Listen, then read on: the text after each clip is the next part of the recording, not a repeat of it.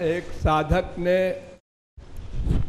सकाम निष्काम प्रेम के बारे में जिज्ञासा प्रकट की है। ये दो शब्द हैं, सकाम निष्काम। वैसे तो बहुत गंभीर और लंबा विषय है, संक्षेप में समझ लीजिए। दो क्षेत्र है, एक भगवान का क्षेत्र, एक माया का क्षेत्र, और तीसरा तो जीव स्वयं है ही है।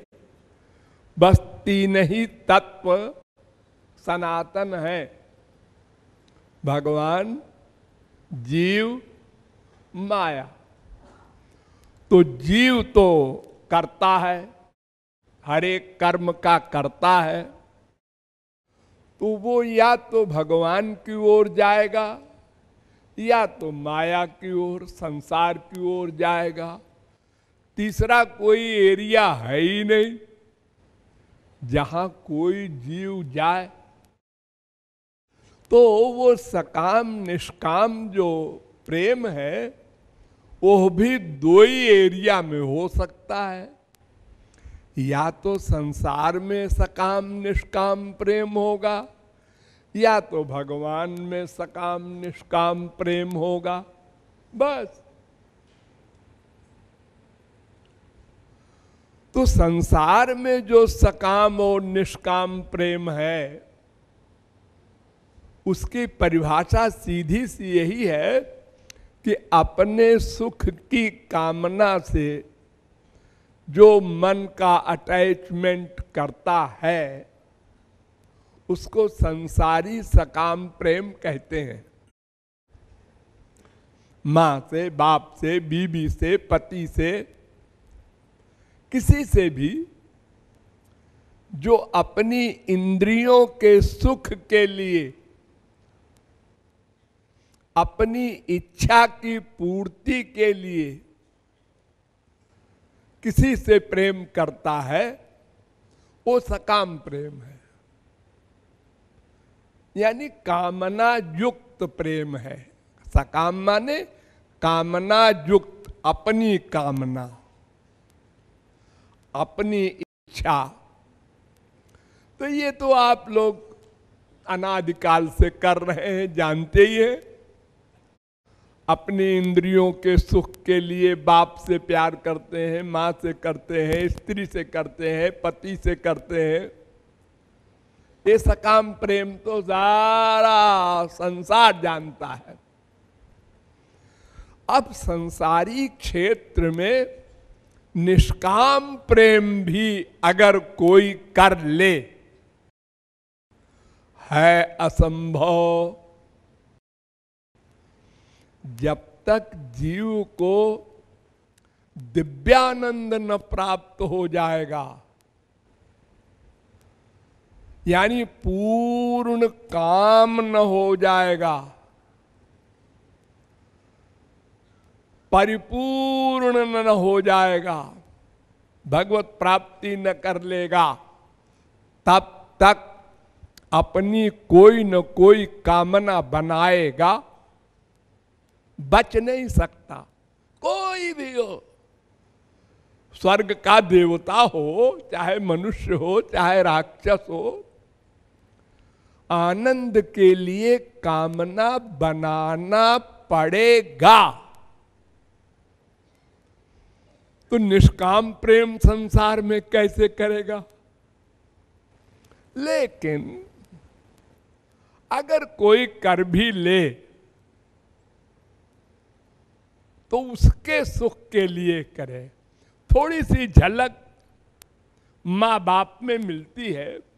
जब बच्चा पैदा होता है तो माँ उससे प्यार करती है, उसका काम करती है, और बच्चा माँ का तो कुछ काम करता नहीं हो तो बेचारा कुछ जानते ही नहीं माँ बाप क्या बलाए है। तो आप कह सकते हैं कि ये निष्काम प्रेम है, क्योंकि मां बच्चे से प्यार कर रही है बच्चे के सुख के लिए। उसको नहलाती है, धुलाती है, खिलाती है, पिलाती है, सब काम करती है तुरंत के पैदा हुए बच्चे की, तो वो निष्काम प्रेम करती है नहीं, लेकिन दिखता है, क्योंकि बच्चे के मन में भी छुपी हुई कामना है, ये बच्चा बड़ा होगा तो हमारी सेवा करेगा, ये हमको स्वर्ग लोक भेजेगा। अनेक प्रकार की कामनाएं होती हैं मां के पेट में बच्चा आते ही। इसको देखेंगे सुख मिलेगा जब बच्चा होगा, फिर ये अनेक प्रकार की बाल लीलाएं करेगा, हमको सुख मिलेगा, हम इसको दूध पिलाएंगे तो सुख मिलेगा। ये तमाम कामनाएं होती हैं छुपी हुई। लेकिन अगर कोई संसार में निष्काम प्रेम कर भी ले तो जिससे प्रेम करेगा उसी की प्राप्ति हो जाएगी। नोट करो, सावधान हो के समझो। संसार में किसी से चाहे सकाम प्रेम करो चाहे निष्काम प्रेम करो, दोनों का फल यह होगा कि हम जिससे प्रेम करेंगे उसी की प्राप्ति होगी मरने के बाद। हम जिससे प्यार कर रहे हैं वो मां मरने के बाद पाप करने के कारण गधी बनी, तो हमको भी गधी का बच्चा बनना पड़ेगा। हम जिससे प्यार करेंगे वो जो गति पाएगा मरने के बाद वही हमको भी मिलेगी। एक हिरण से प्यार कर लिया जड़ भरत परमहंस ने, तो मरने के बाद हिरण बनना पड़ा। जीवन मुक्त ज्ञानी अज्ञानी की कौन कहे। तो संसार में चाहे सकाम प्रेम करो चाहे निष्काम प्रेम करो, वैसे तो निष्काम प्रेम कोई कर नहीं सकता, एक कृपालु का चैलेंज है। लेकिन अगर कोई जिद करे कि एक आदमी ऐसा है जो निष्काम प्रेम करता है माँ से, बाप से, भाई से, बीबी से, अच्छा चलो मान लेते हैं, तो उसका फल भी नश्वर माइक 84 लाख में घूमना। ये संसारी सकाम निष्काम प्रेम का परिणाम है। और परिभाषा भी मैंने आपको बता दी, अपने सुख के लिए जो प्यार करे वो सकाम प्रेम, और जो दूसरे के सुख के लिए प्यार करे वो निष्काम प्रेम। बस अब ईश्वरीय क्षेत्र में चलो। श्री कृष्ण से सकाम प्रेम करने वाला दो प्रकार का होता है। बहुत ध्यान से समझो। एक संसारी वस्तु की कामना से श्री कृष्ण से प्यार करे। हमको अरबपति बना दीजिए, हमको पुत्र दे दीजिए, कोई भी ऐसी संसारी कामना लेकर के और श्री कृष्ण से प्यार करे, उनकी उपासना करे, भक्ति करे, इसको भी सकाम भक्ति कहते हैं श्री कृष्ण के प्रति। ये अज्ञानियों की भक्ति होती है, मूर्खों की भक्ति। नंबर 1 का जो मूर्ख है, टॉप का मूर्ख जो है,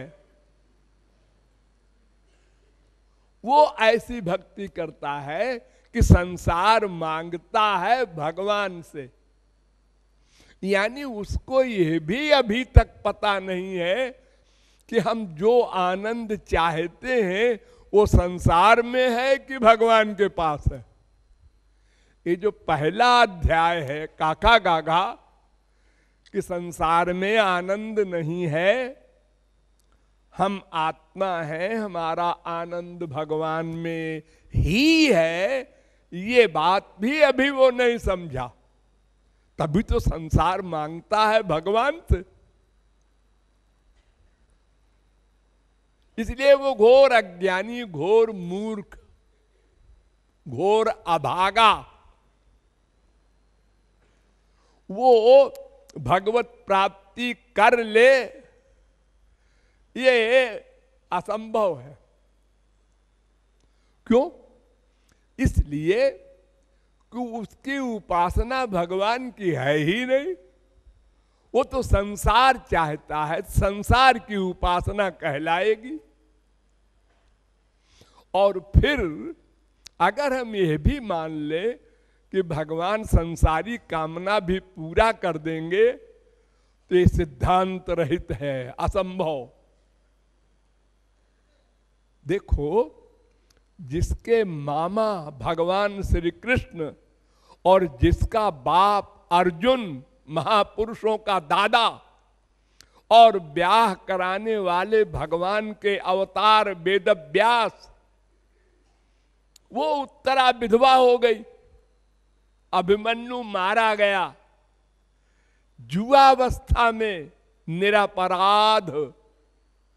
न भगवान ने बचाया, न अर्जुन ने बचाया, न वेद व्यास ने बचाया। सबने कह दिया प्रारब्ध है तो हम लोग कुछ नहीं कर सकते। तो प्रारब्ध को भगवान भी नहीं काटते, महापुरुष भी नहीं काट सका कि अभिमन्यु को जिंदा कर दे, अर्जुन भी। तो फिर हम अगर संसार भगवान से मांगेंगे और हमारे प्रारब्ध में नहीं है तो वो कैसे देंगे? वो कह देंगे भाई ये मामला तो सरकारी है, ये तो कानून के अनुसार काम होगा, इसमें कोई रियायत नहीं। राम के बाप दशरथ जी मर गए तो राम ने नहीं बचाया। सर्वसमर्थ ब्रह्म राम लाखों बंदरों को बचा लिया, मरे हुओं को जो युद्ध में मर गए थे, और बाप को नहीं बचाया। तो प्रारब्ध को भगवान भी नहीं काटते, सर्वसमर्थ होकर भी। तो हम भगवान से क्यों संसार मांगे, क्यों आशा करें? घोर मूर्खता। और अगर वो काट भी दें, संसार दे भी दें, तो आनंद तो मिलेगा नहीं।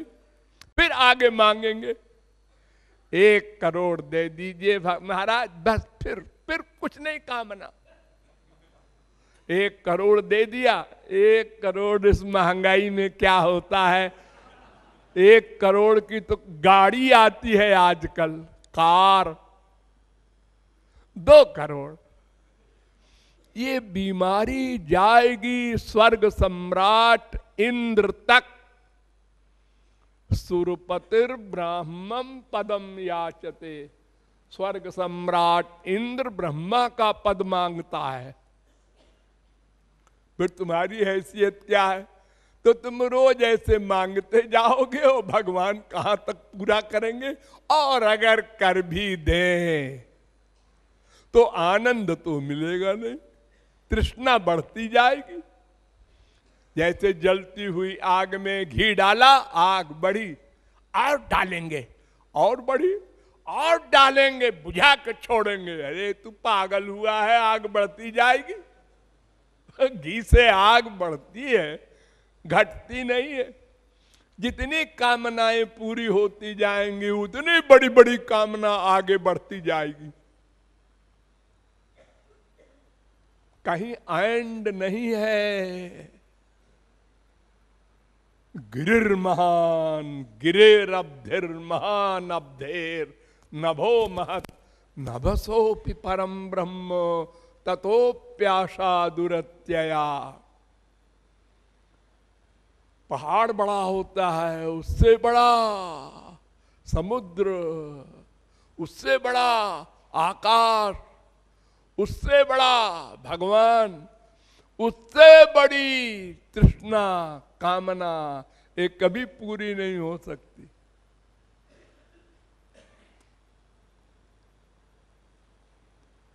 तो संसार मांगना भगवान से, इसका कोई परिणाम नहीं निकलेगा, वो मिलेगा भी नहीं, मिल भी जाए तो आनंद नहीं मिलेगा।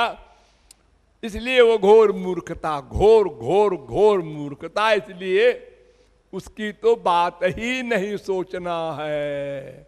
प्रमूढ़ा वेद कहता है वो घोर मूर्ख है, जो बड़ी बड़ी कामनाएं करके स्वर्गाधिक लोग चाहते हैं, मृत्युलोक में क्या धरा। अब दूसरा सकाम है कि भगवान से भगवान की चीज चाहना, भगवान से भगवान का विषय मांगना, उनका दर्शन हो आंख का विषय, उनकी मुरली नाद सुने कान का विषय, उनके शरीर की सुगंध नासिका से मिले ये उनके शरीर की नाक का विषय, उनके शरीर का आलिंगन मिले ये त्वचा का विषय। यानी ये शरीर इंद्रिय का जो विषय है, संसार का जो हम चाह रहे हैं, ये केवल श्री कृष्ण का ही चाहे। एक सकाम भक्त ये है। यह भी डेंजरस है, यह भी अच्छा नहीं। क्यों? इससे माया निवृत्ति हो जाएगी, आनंद प्राप्ति भी हो जाएगी, लेकिन वो प्रेम नहीं मिलेगा जो महाभाव का गोपियों का है। भगवत प्राप्ति हो जाएगी, गोलोक भी मिल जाएगा और दिव्य प्रेम भी मिल जाएगा, प्रेमा भक्ति तक वो जाएगा, उसके आगे नहीं जाएगा। यानी गुड़ खाने को मिल जाएगा, चीनी मिश्री रसगुल्ला ये सब नहीं मिलेगा। प्लस खतरा भी है। क्या खतरा है? जैसे हमने भगवान के दर्शन की कामना बना ली, हाँ, अब वो दर्शन नहीं हुआ। 1 दिन हुए, 2 दिन बीते, 4 दिन बीते, 1 महीना, 1 वर्ष, 10 वर्ष, तो क्या होगा फिर? निराशा आ जाएगी। अरे रोते रोते 10 साल हो गए जी। ये संत लोग जो कहते हैं रोने से भगवान मिलते हैं, ऐसा बकवास है। हमको भगवान नहीं मिलेंगे। फिर वो अबाउट टर्न हो सकता है जो सकाम भक्ति करेगा। ये भगवान का ही विषय चाहता है, ध्यान रहे। ये संसार नहीं मांगता, भगवान का ही विषय मांगता है। लेकिन कामना है तो कामना कोई भी हो, यदि वो पूरी नहीं होगी तो उससे उसको अशांति होगी और वो प्रेम शिथिल हो जाएगा, ढीला पड़ जाएगा।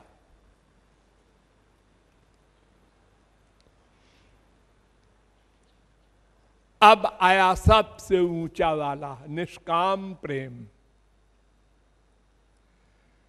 यही पाठ हम आप लोगों को पढ़ाते हैं, निष्काम प्रेम, श्री कृष्ण का निष्काम प्रेम। ये क्या है, कैसे किया जाता है, क्या फल मिलता है, ये सब फिर बताएंगे।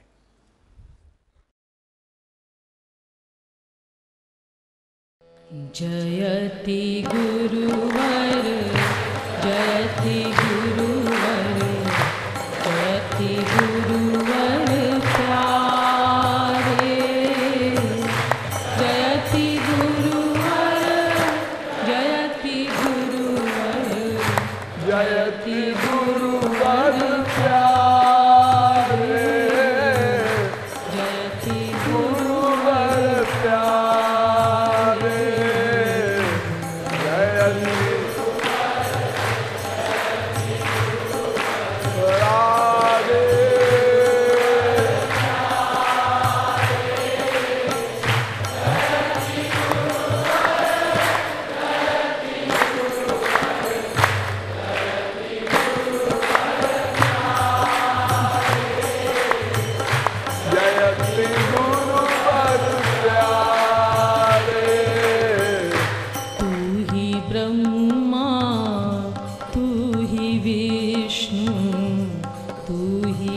शंकर प्यारे, तू ही ब्रह्मा, तू ही विष्णु, तू ही शंकर प्यारे।